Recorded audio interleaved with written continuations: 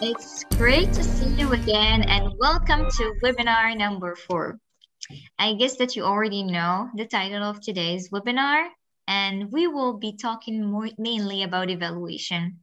Let me just tell you that today I'm happy and sad at the same time. I'm happy that we have lived this experience together and sad that this is the last webinar. But I hope that this will not be the last time in which we see and we meet each other. I hope that the connection maintains even after today's webinar. I would like to welcome you all and to congratulate you for making it to this stage, for staying committed, engaged, and enthusiastic throughout the 4 webinars. And I hope that you enjoy the diversified activities that we prepared for you today. It's going to be very interactive. It's going to be very fun. And just before we start, I would like to remind you of some key rules to make today's session amazing. So the first thing is feel free to change your name. You can write whatever name that you would like us to use to call you. You can choose to be called Tomato, and I will call you Tomato. It's up to you.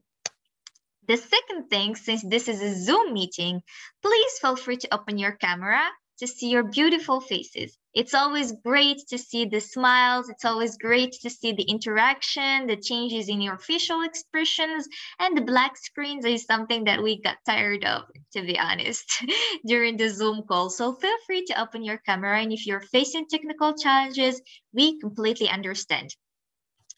This is a safe space for you. Whatever you say is something that we welcome with an open heart. Do not be afraid to make mistakes because we love mistakes. You know why? Because it's thanks to mistakes that we learn. So feel free to interact, to share insights, and to make this session as interactive as possible.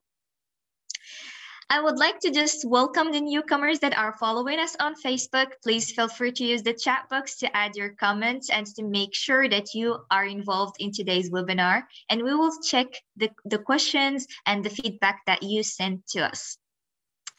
I would like again to thank the European Union and the Anna Lindh Foundation for trusting this project and its impact and for granting us the funds.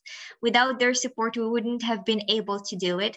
And I would love to thank all the trainers with whom I had the pleasure to work during the past month and so. It was an enjoyable journey. I get to meet new people who are super talented, and I get to meet the participants as well, from whom I learned so many things last time, and I cannot wait to learn many more today.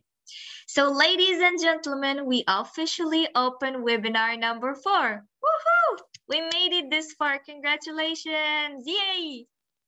So keeping the energy positive, we will do an icebreaking activity. And if you remember, during the very first webinar, you were asked to draw. I keep up with the updates. So today as well, you will be drawing. And it's going to be fun. It's going to be more fun if you are clueless about drawing, because then it's going to be very challenging to guess what you're drawing. But I'll just share with you the link first so you are aware of what I'm talking about. 1 second. So we will be using the Jamboard. And I will show you how you can actually draw using Jamboard. And these tools, please feel free to use them in your organization to make sure that your sessions are also fun. And I'll share my screen to share with you some key instructions to make this game successful and understandable. So here is my screen. This is a whiteboard, obviously. You will just use this section to draw.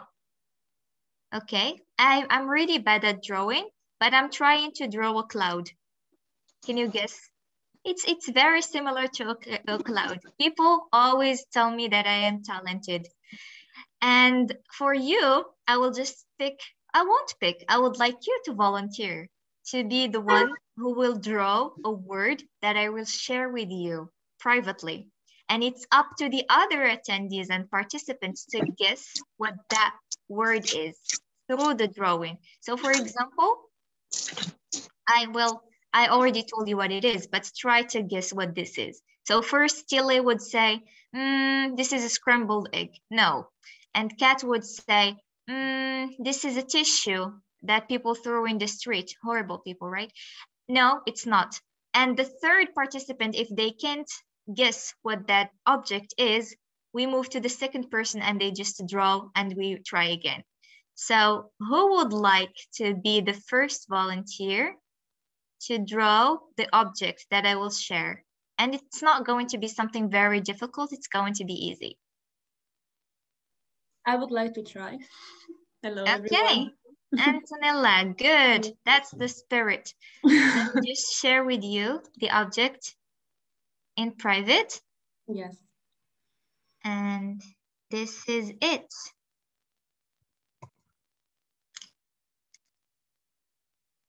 So go ahead. Just trying to erase my cloud.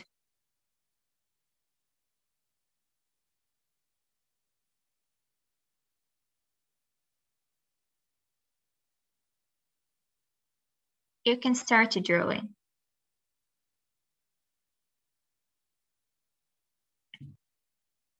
Until if you can play some background music, our DJ is in the house. So the problem is that when you share the screen, I don't think I can. Ah, okay. So who wants to guess?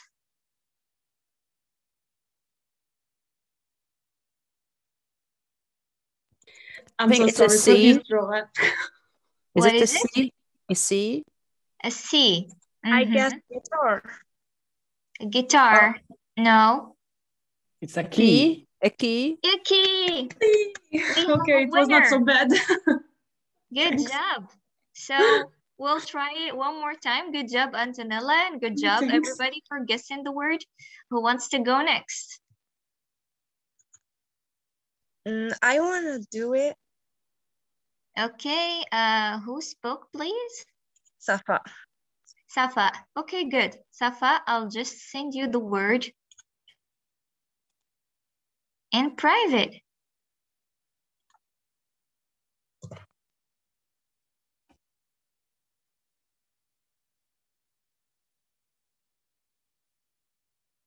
So Safa will try to draw the second object. And again, feel free to unmute yourself and to guess what that object is.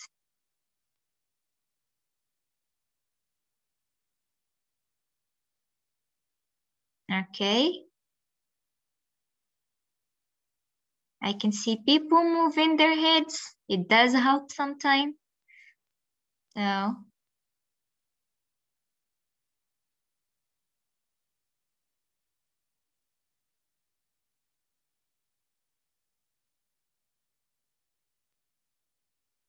Almost there. And for our followers on Facebook, feel free to also guess what that object is.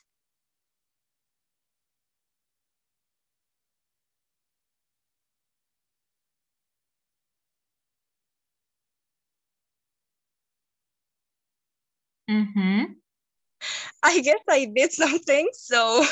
You did. Good job. Now it's up to the participants to guess.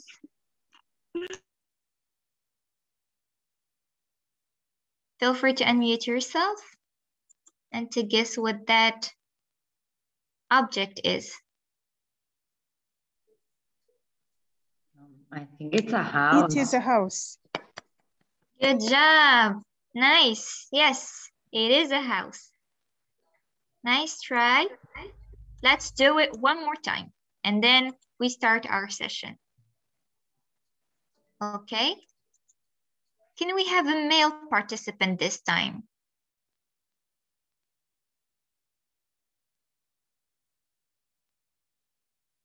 Hamza, would you like to try?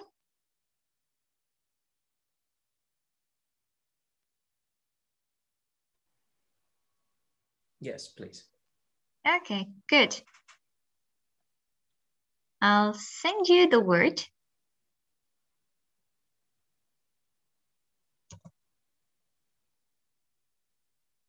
The word is sent. Now it's up to Hamza to showcase his talents.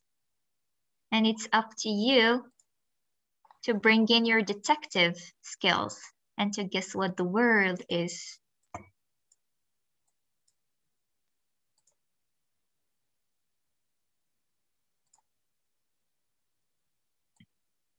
And for the participants who have just joined us, this is our icebreaking activity. A participant receives a word in private, and it's up to the remaining participants to guess what the word is by drawing the actual object.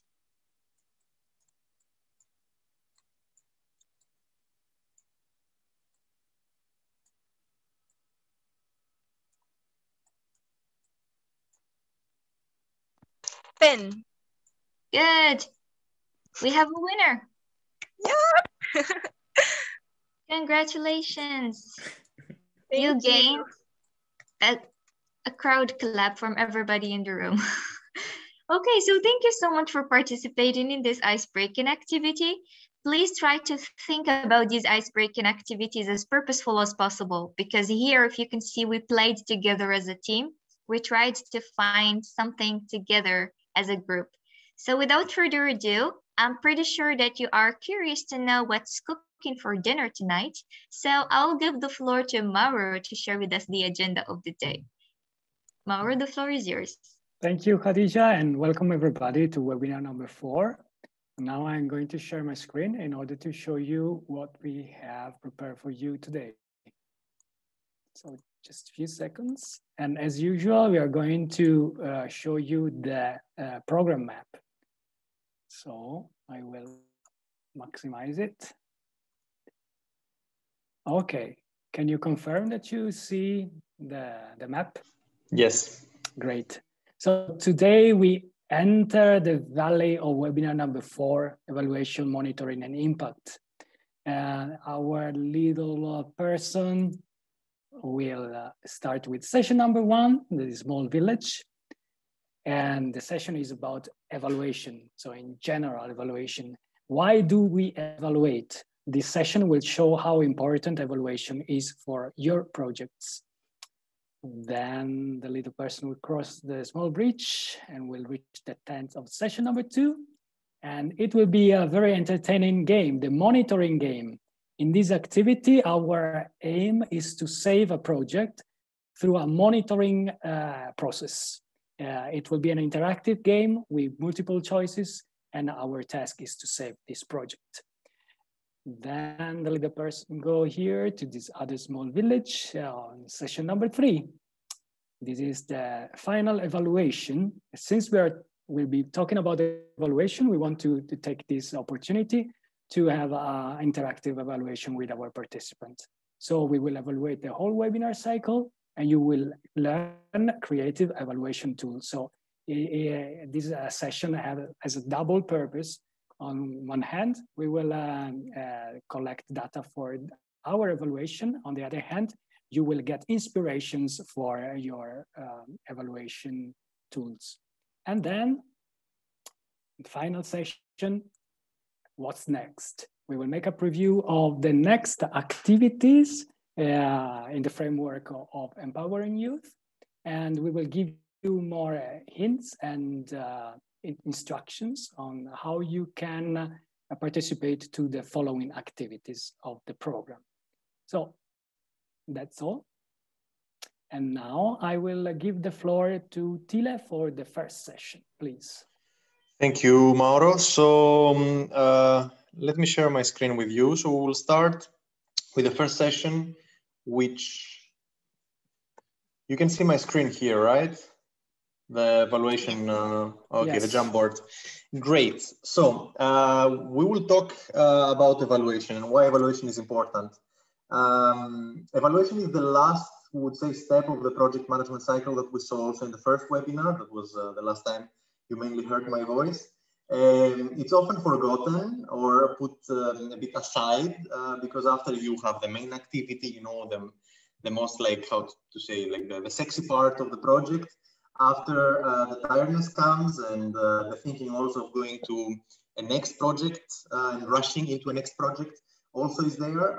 However, it's very important to keep in mind that the evaluation is part of the project and is part of a learning process as well. So here inside in this photo, there are certain elements to consider. Just shortly, I will go through them just to give you a bit of thinking about it. So an evaluation should have criteria. So you should set what criteria. So what are the things that you're evaluating? What do you want to take out from the evaluation? Then the quality. So through the evaluation, we can check the quality of the project and we can see how we actually achieved certain things or not. And in this way, thinking of improvement. So the third point here, which is about, okay, something that failed or something that didn't go as well, how can we make it work in the future? Or something that went well, how can we make it even better? So our project is a good practice. The next project is a good practice project. Performance, which links to how we performed as a team and the team dynamics that, because supposedly for a project, you don't work alone, you work with others. Here, you thinking about the results. So what do you present to the outside world? Because it's also nice to be, visible and to show, we did this amazing project and these were the results. Possibly to attract donors by it, by showing those results. You produce a nice handbook toolkit that this can be the basis for another project after, further on. You audit, so also thinking about finances here and money and assessing how the money has been spent. Was the money well spent? Did it worth it? And why? This kind of criteria behind. And the analysis actually was in the beginning. So you first do the analysis and so you see, like, you analyze what kind of criteria you want to set. So I forgot to mention, but it was linked here. So this is a small intro of what evaluation consists and why. We will try to have it as interactive as possible. So you will see in the next slide, this is a game that we will play for the next minutes. If you go in your screen, for those who are from the computer, you will see the view options, right? So if you click there, you will see annotate. Can you see the annotate? Press annotate. So it means that you can actually edit my screen. And there you will see the stamp. So you can choose a stamp. And then try to stamp on my screen. So as you understand, that will be a kind of a voting game. So evaluation is the process of collecting information, establishing criteria leading to. And then here, I would say that for the next also, you will see that there is not a wrong answer. So everything actually will be correct. It's more about sensing what do you consider as the most important or the most burning element, if one or two, if you want to put in all of them, even, because as I said, nothing is wrong, but just to see, like, you think is that, or simply a donor's requirement, yeah? So I will clear my screen. Does annotate work for everyone? If not, then you can also type in chat your answer by A, B, C, or D. Play a bit with my screen before I clean it. Is someone who is struggling to do the annotation? That actually refers to the people who are following from the Zoom. For the ones who are following on the Facebook, you can also chat right on the comments your answers, and they will be transferred here, but you cannot annotate my screen from Facebook, even if you try. Okay. I don't hear anyone who has a problem. I see many things on my screen, so I will clear all drawings. So everything is clean. So now we start. So evaluation is the process of collecting information and establishing criteria leading to an assessment of what has been achieved, an explanation of how it happened. It's simply a requirement from the donor and the better planning for future projects. So put your stamps now or your drawings in the box you consider. I see already Kaula, if I pronounce it right, Kat, Antonella. In the middle, yeah, okay, everything. Yes, so it is an assessment of what has been achieved. We said it also in the first, in the beginning. We want to see what we planned, so were our objectives and our aims. Did we reach those? So usually you go back and you see, you already have actually that criteria, especially when we speak about pedagogical processes. and non-formal education, which is the main core thing of youth organizations activities, right? Because we have different types of projects. So there we have different criteria. We set different criteria in the evaluation, but those have been set in the beginning by the objectives of a project. So you go back there and you say, I wanted my participants to learn about project management cycle. Did they learn? If yes, how much and how do I assess it? What questions do I put them there to actually see whether that was achieved? Then an explanation of how it happened. So we then did the first webinar, speaking about project management cycle. What did we include there in terms of methodology? So then we explain the methodology. The C, I'm ignoring it. I go to the D. It's a better planning for the future projects. It's what I mentioned before. What didn't work? What worked? How can we improve it and make it better for the future? What can we take in as lessons learned, right? Sometimes, so going to the C, it is simply a requirement from the donor. It's unfortunately, it can happen also from the side of the donor that it is required in terms of audit reasons, that you did things that were there, but that's it. You submitted and that's it. Still, evaluation is a very important process for your organization because this is how you learn and you grow. And you can also hand over possibly in the future and go back and see what happened 2 years ago. You will have it somewhere written and accessible for your future colleagues, staff, or volunteers. So I will save. I just saved what you drew, and I will clear my screen, clear all drawings, and we're going to go to the second one. Oop, no. I annotated my screen.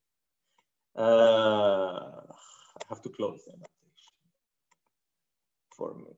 Okay, next. So we should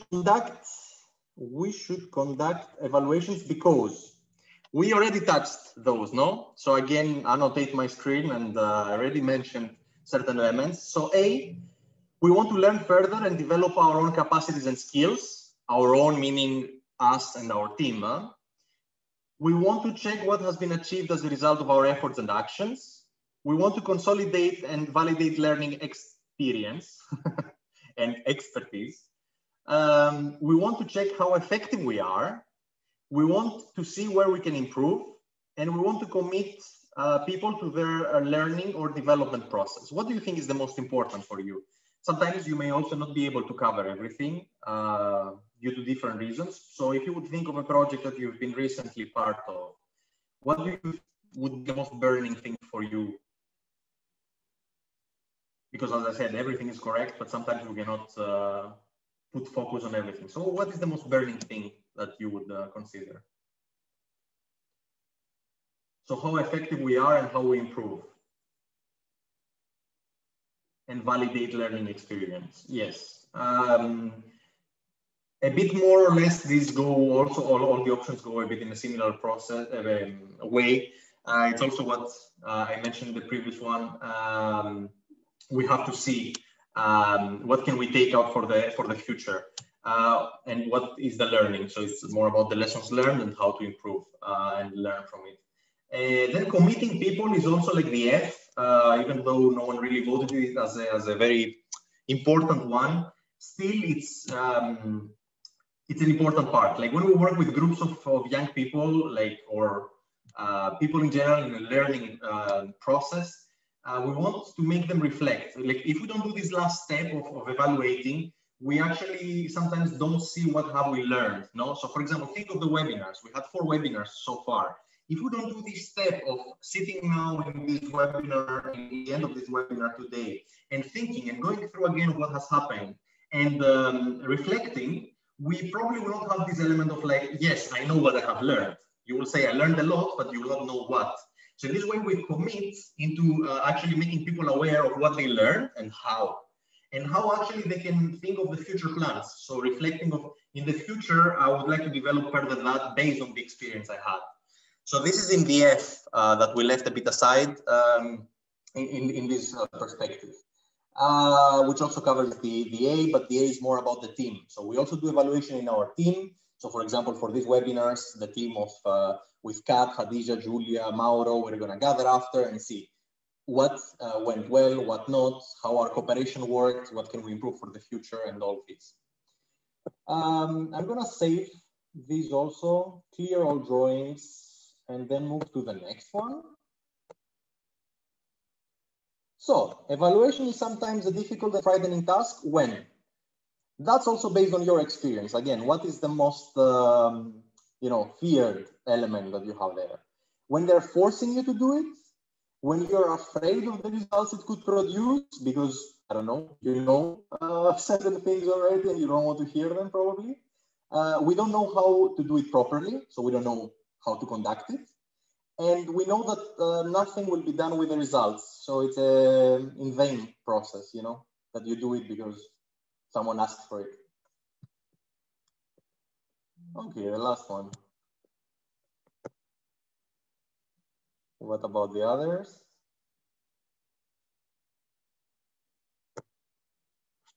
If you would like to also share, you can open the microphone.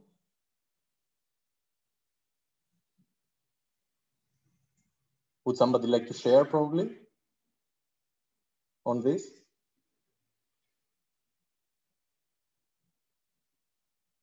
I can say something.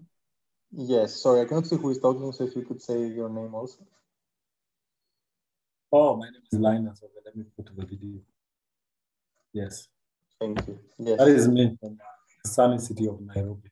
So I'm saying that I think evaluation is sometimes difficult and frightening task when we are forced to do it. When someone is forcing you to do something, then it becomes a bit tasking, difficult, even frightening.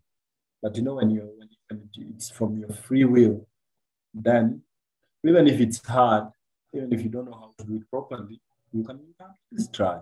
But when it is something you're forced to, then it becomes a daunting task. Mm-hmm.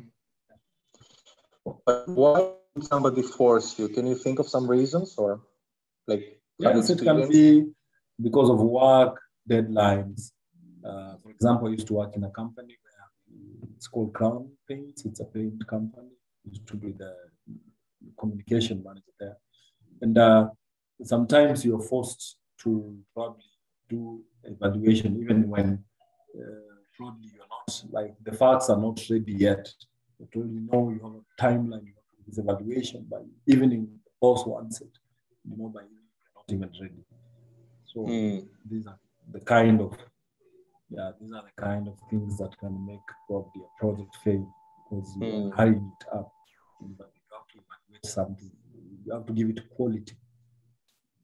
Exactly. In order to give it quality, you also have to create ownership in the team, and that has to happen from the beginning. So it's something that you don't plan only in the end. I have it also in the next ones, that if you plan it in the end and people don't know why they're doing it and how they're doing it, then they will have this feeling that you're describing. So yes, that's very, very relevant. Thank you for that. Someone else, probably about the results that you're afraid to produce, who voted on that? Why would you be afraid of the results? Dora? I'm sorry. I would like to ask something, because normally, I guess, like the evaluation criteria are established before we start the project, because we have to prove how are we going to measure the impact and the results of the project. So if the criteria are established before, maybe, I don't know, maybe we risk that, okay, we get this criteria, but then we realize there was other indicators that we didn't think about it at the beginning. So, I mean, maybe the results can be perfect on the paper, even when the project didn't work very well for other reasons that we didn't prepare to measure, for example, or the opposite, that the project didn't work for the criteria we thought at the beginning, but instead we could find other indicators that means the project was successful. I don't know. Is that normal? Is it happening all the time, or it's just, I don't know. If it's happening all the time, I don't know, somebody who has experience if it's happening all the time. So it's not only me who says. It's a very good point, actually. I can answer, but I don't know, from the team also, like, is it happening all the time?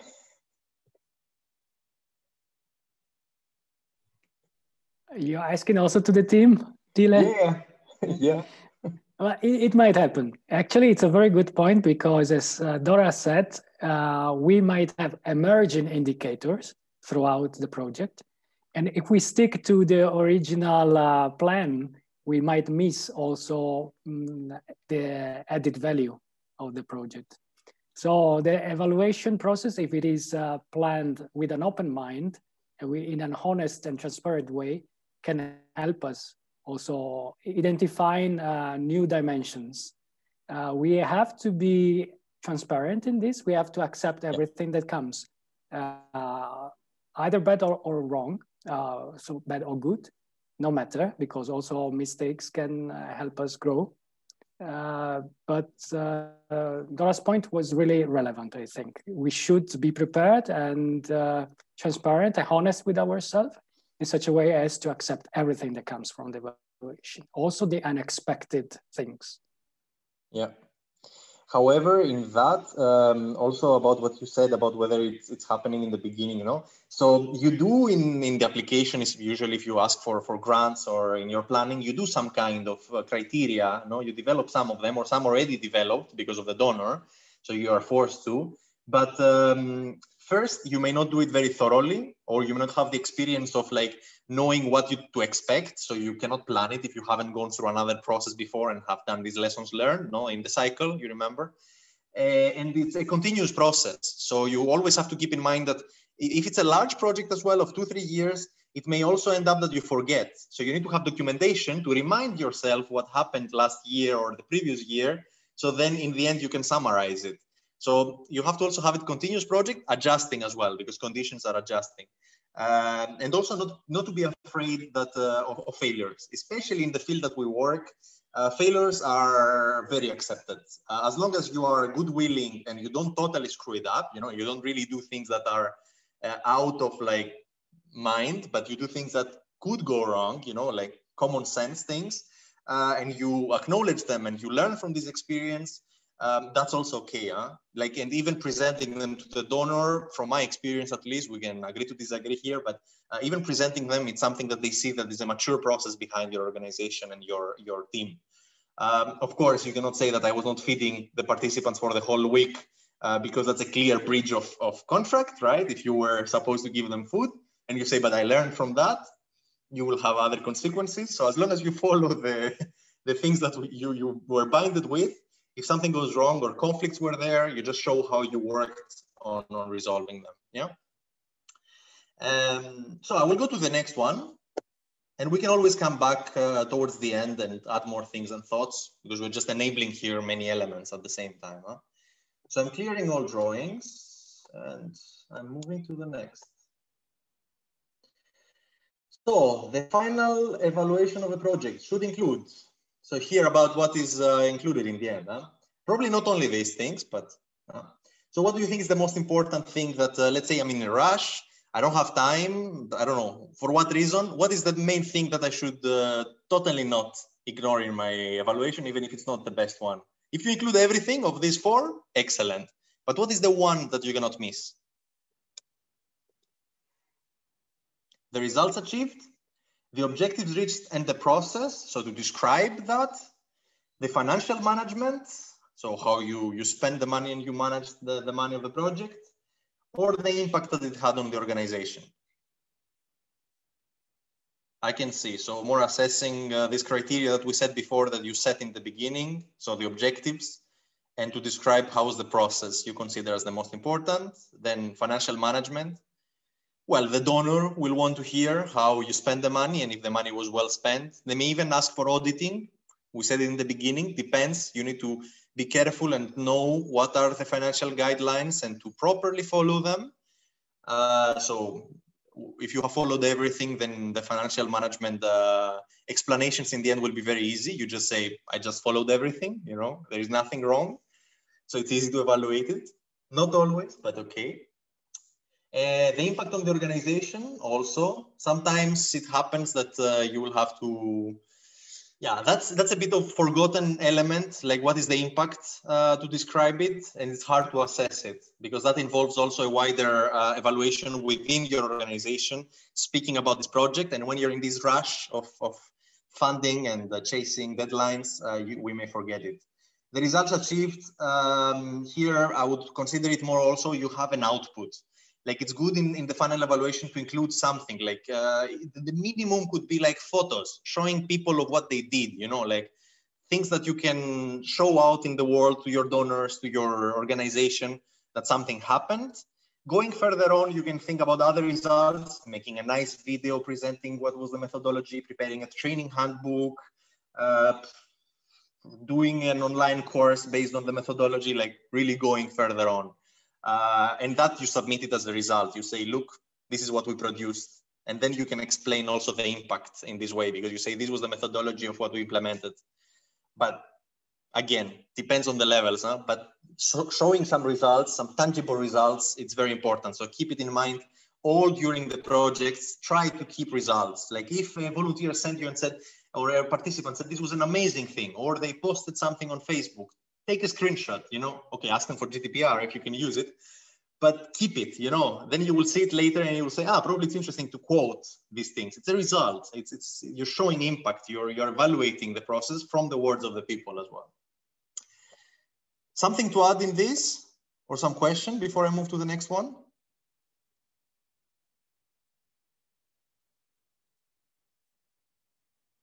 I will clear all the drawings. Close my annotate here. So I think we're almost towards the end. The last one, actually, in the game of annotation. You can keep annotating my screen if you feel like. It's okay for me. I can close it if I want. So do's and don'ts. So some hints here. We already covered many things, and hopefully it has been clear so far. So some do's, also probably summarizing and repeating, but it's okay. Involve people, take them seriously. What it means involve people, it's like, don't do the evaluation alone. Don't sit down and say, I think that went well. I will put 3.9 and in this one I will put 4 and submit it. That's not the way. Huh? Create a process, whatever that process is, depending on your project. If it's a residential training, you know, in the end we do these evaluation forms. If it's an online one, also similar ways, use different tools.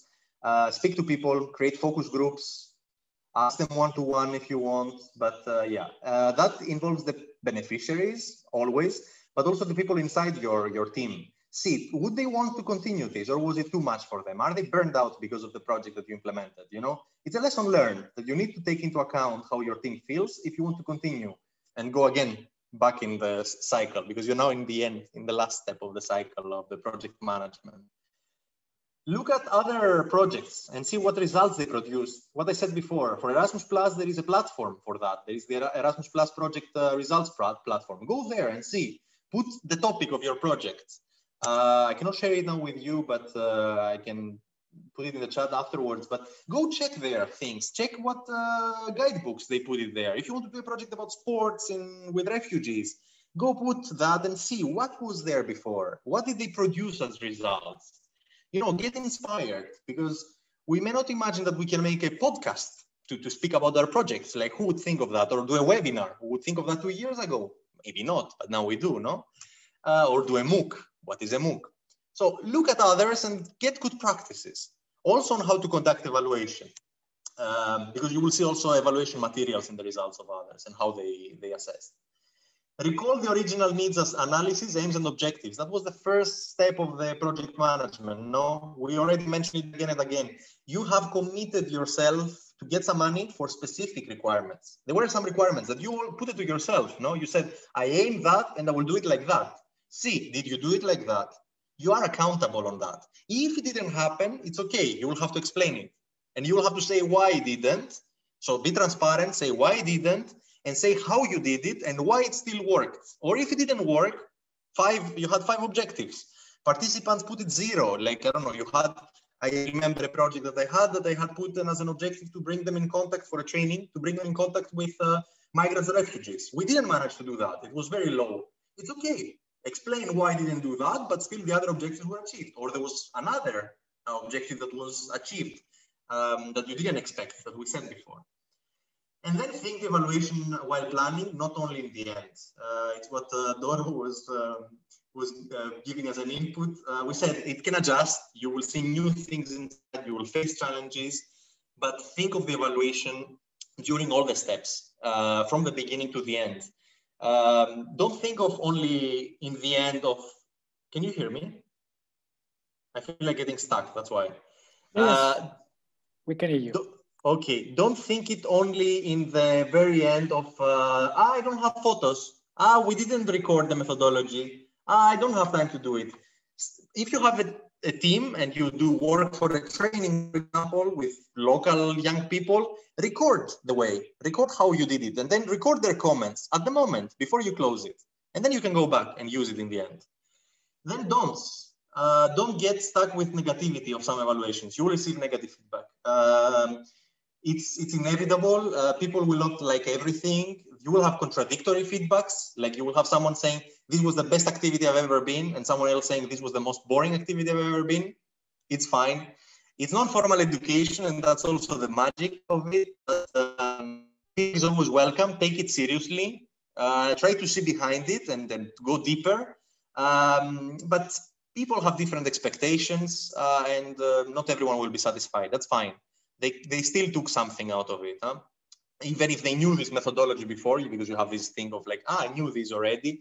Okay, at least they can observe how I facilitated, right? So you can learn from my mistakes even, or if I screwed it up, see how you wouldn't do it. So don't get affected by that. In whatever it concerns, try to see, is there a valid point behind? Is there something that I can do? If you want, here is the second point. Don't use it as a way to sort out conflicts. So don't go in the fourth also, like don't feel attacked. Don't take it personal, you know. If someone, use nonviolent communication also, if someone, of course, is very aggressive towards you in the way of giving feedback, try to smoothen it down, you know, like try to see what is behind, try to see if there is something relevant, try to go deeper. We will see on how to do that. There is the art of questioning in the next slide. So how do you go deeper? How do you see and you scratch a bit under the surface to see, okay, is there something relevant I can take and improve? But take things as positive as you can, even if it sounds negative, and don't take things personally. If you take things personally, this will affect you psychologically. We hear like from the best comments, you will hear the best comments to the really worst comments sometimes, and that's fine, that's fair. Huh? And don't focus on what cannot be changed. So if something went wrong, it went wrong, you know. It's okay. Take it on for the future. How can you do risk assessment and how can you actually not do this mistake again? But it happened. It cannot change. Like if you screwed it up and I don't know, it went very wrong or on something, just take it on board. If you need to feel and you feel that you want to excuse about it, do it. But that's it. Don't get stuck to that and lose your confidence of continuing and working for and doing more projects and working with people. Huh? Again, take things with positivity. I don't know if you would like to add or comment on this, more do's and don'ts. It was just some points, also from the team as well. The next part, Mauro. Yes, I have a point, but I was waiting for feedback from participants first. So if there are no feedback, I can what do you think? Like probably one or two people just like, does it make sense? It's a closed question that I'm making now, so it's easy to answer, but I can go deeper if I want.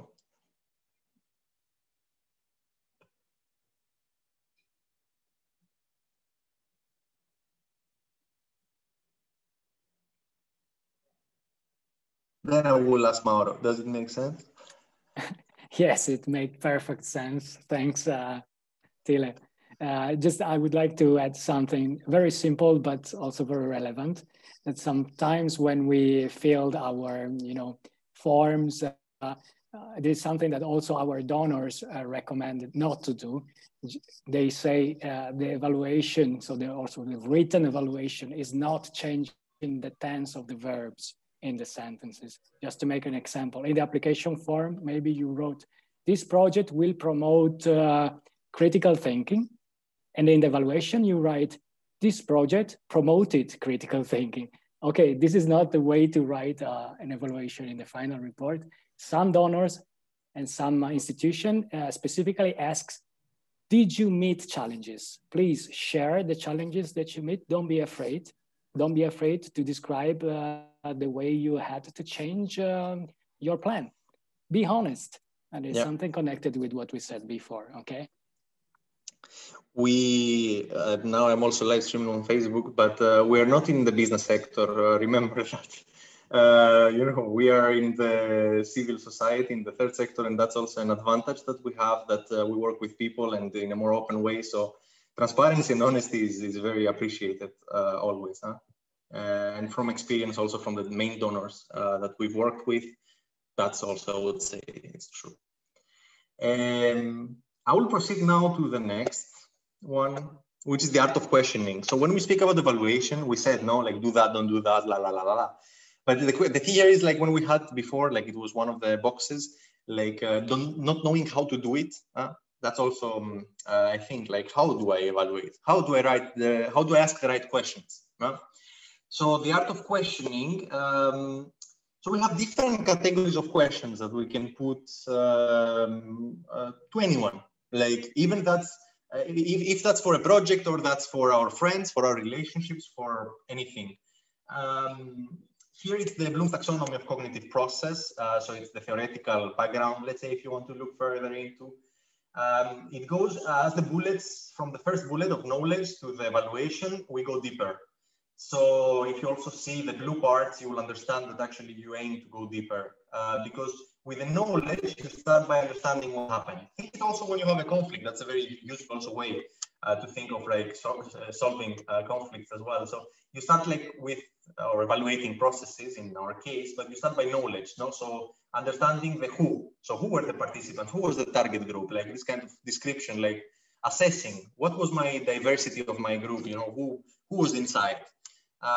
Because in the application you didn't know also who exactly will be participating. I didn't know Donella, or I didn't know Linus or Safa. Like I didn't know any one of you. Now we have your application, so we know who, what, where, and how. No, so all the process around it. So this is the basic knowledge, no, like kind of descriptive, etc.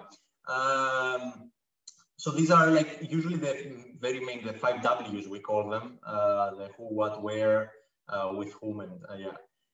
The comprehension is the next level. So retell, so the story. So it's a bit more about the story of the people. So if I ask now all of you to tell me what happened in the last 4 webinars, you will say a different story based on your experience. You were in different breakout rooms.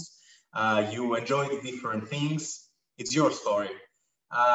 So it's a way of asking you to tell me and for me to comprehend actually what has been there, no, from your perspective. Then analysis. So from when I hear what you've been saying, I try to understand different elements. So I try to break down certain things, no? Like you will start speaking about all the webinars, but probably I'm more interested about a certain objective, which was the project management cycle, because this is what I was facilitating right in the beginning. So I may try to take you there. Then application. So based on your feedback, I will try to see how this is related and to what. So is this related to your job? Will you use it afterwards? You know, try to put you a bit deeper of like, okay, you had this experience. Okay, how are you going to apply that in your life in the future? Then synthesis. Here is a bit the creativity part. So as I'm explaining this, it's not the theory of Bloom. I'm making this theory for the purposes of our webinars. So it's my adjusted theory on this, on the taxonomy. So here in the synthesis is more about thinking, okay, that was the experience. This is how you can apply certain things that you got out of it. But what other ideas would you bring into? So this creativity and inspiration, no?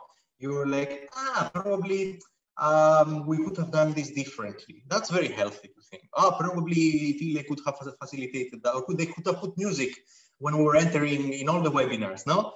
I just discovered that this button existed last week, so I also learned. And the last part, okay, the evaluation. So they're also going in specific elements and understanding what was the most important. This can also go a bit in specific things that you didn't like, or yet that you liked, or that you improved, you know. So getting the evaluation elements out and seeing if you agree with certain observations that I have. Whether you agree or not, it's also a bit of a leading way. In the next slide, you will see what I mean, but I may want to lead you to answer me in certain ways because I want to report it in a certain way. You know, it can happen sometimes that some things you want to hide them because also you have to present certain results or to stress and outline certain things more than others. You use certain techniques. If we speak about honesty and transparency, you shouldn't, but it may happen that you lead people towards their evaluation. So, good questions. How do you build good questions? We'll see what types of questions in the next slide. But here, how do you have your criteria of good questions? Be clear. So your question has to be clear. Don't make people have this kind of like, what is that? Which goes also with a good grammatical form and syntax and everything. Don't confuse people. You want people to answer. You don't want people to get confused and hit their head on the wall. Huh? The questions have to be suitable. So if you're evaluating a non-formal education project, don't ask them about, I don't know, how was their lunch yesterday, you know, or whatever irrelevant thing. Or if we're doing a project, for example, the webinars about project management here, no, don't ask them about, I don't know, non-formal education or peace and human rights education. We didn't work on peace and human rights education. Deal only with one idea. So when you build a question, don't put 5 elements inside. So how did you think was the project management webinar we did? And how do you think was the facilitation of Khadija in the third one? One question, don't ask 5 at one. Huh? You annoy people if you do that, and you confuse, and you can also not really assess afterwards the results. Applicable to everyone. So, for example, if we had now 4 webinars and let's say for some reason, you participated, 5 of you in the first, 5 in the next, and 5 in the other, I need to make questions that are applicable for everyone. Huh? Now, it was just an example that, let's say, you don't participate all in everything. So don't ask something to people who haven't been there, and you know, in a way, it's applicable for all the group that you're interviewing, you're evaluating with. Thought-provoking and challenging. In a way, it's very important for our also like processes that you provoke people. You try to see their, you know, like try to challenge them and to think, even if they haven't considered that they learned something, that you know they go back. So don't make it so easy. No, and they're not answering themselves. So the question is not self-answering. So it's like what I said. You know, like I don't know, like. A very closed question that the answer is obvious and that's it, and then we move on. Okay. It's cool, isn't it? Yeah, okay, it's cool, maybe. So what? And yeah, the last point was the grammatical form. So here types of questions. I will need to wrap it up because we're going over the time, but I think it's interesting to give these perspectives. So I put here 4 types of questions. They're not the only ones. For example, we have the rhetorical questions. But ways to ask a rhetorical question in evaluation. Don't ask rhetorical questions in an evaluation process because you're not expecting an answer. So closed questions are questions that are answered with yes or no. These are good for warming up. I did that before, no? I said, do you believe that this is important? I can go further, no? Because it's also like opening up and ice breaking. So people can answer easily yes or no, and then you grab them. So like, I don't know, Hamza would answer, and then I would be like, okay, but why do you think? You know, then I would go to an open question and to ask to elaborate further. So I can also do this catch ways, but also if you want to do quantitative ways. So you really want yes or no. You want to know that this worked or didn't work. You can also do like to a certain extent or not, but you want to see, you know, quantitative. You just want to have like a bit of like 5 people said yes, 5 said no, that's it.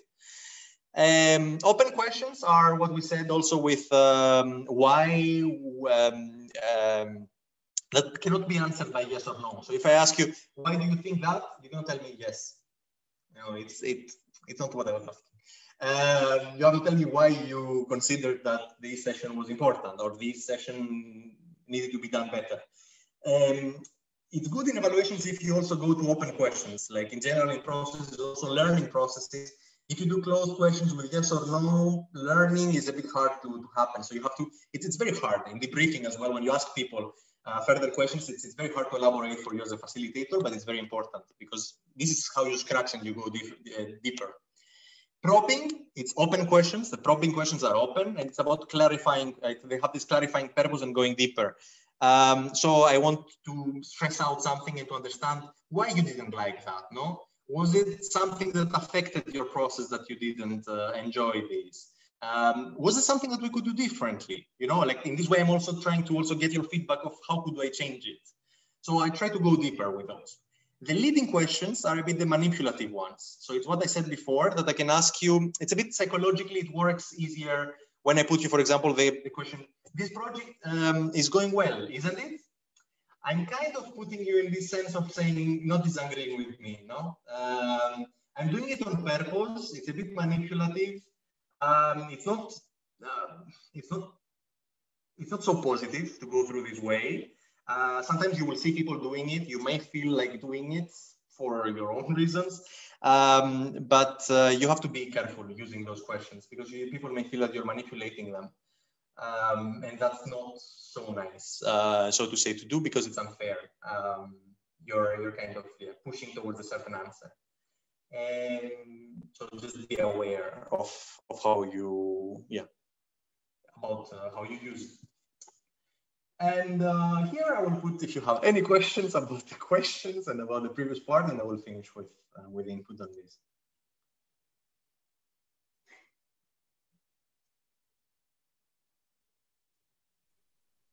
So Tila, you can stop sharing your screen so we can see each other.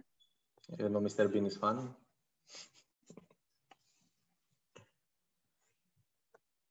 Any comments? Now you're thinking of how I'm making questions, probably.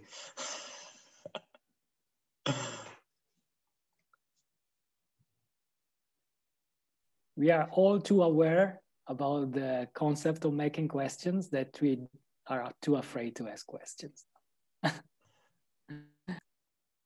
I can also, you know, I can make the directive questions, which is like, I can ask, what do you think, I don't know, Cynthia, what do you think about this? But that's also a way to be careful as well of not putting the people on focus. But now that I did it, Cynthia, what do you think about it?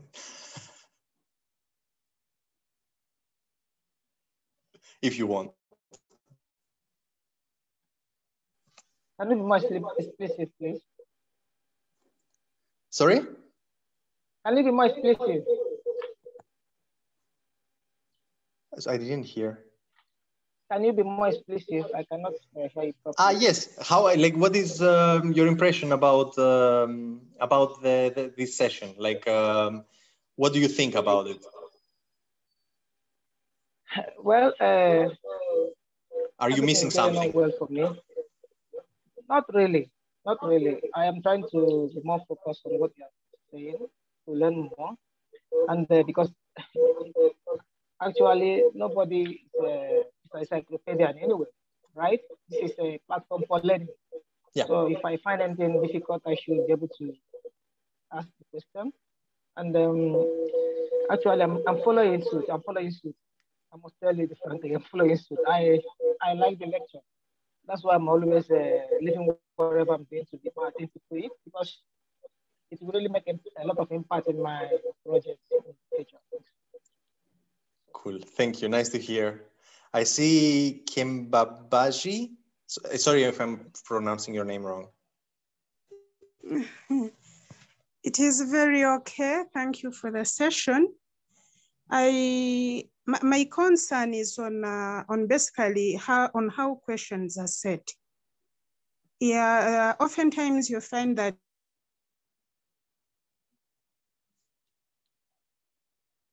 questions have been set in a close of ticking. Maybe they are like.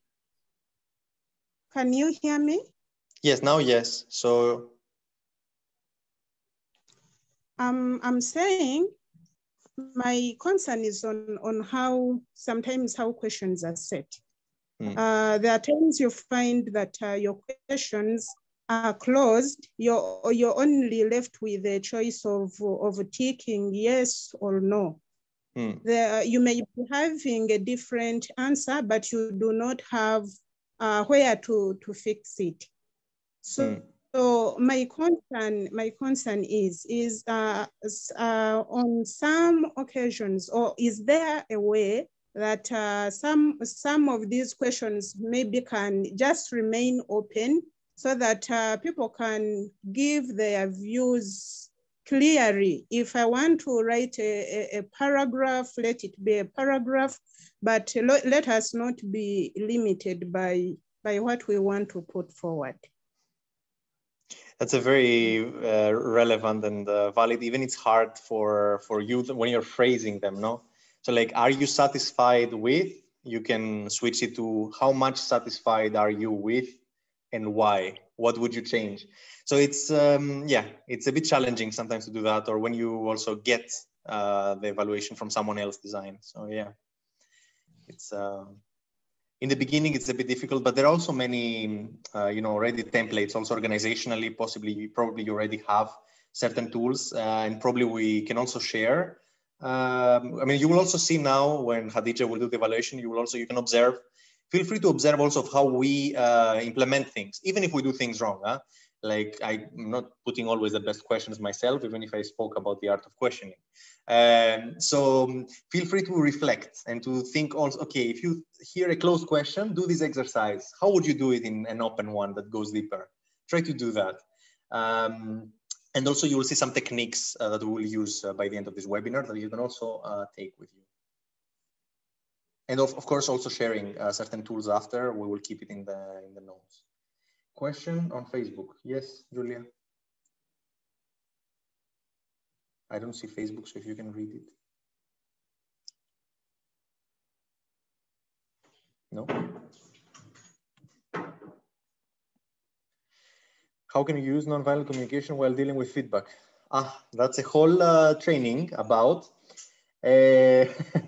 I would advise that you have a look on nonviolent communication by Rosenberg. He's the father of this concept, speaking about 4 elements there that of how you phrase your feedback, of starting with clarifying and understanding, then making all these kind of clarifying questions without taking out the judgment and evaluation, and then expressing your needs and expressing your feelings of what you hear. So honesty. So speaking about your feelings of how you receive this feedback.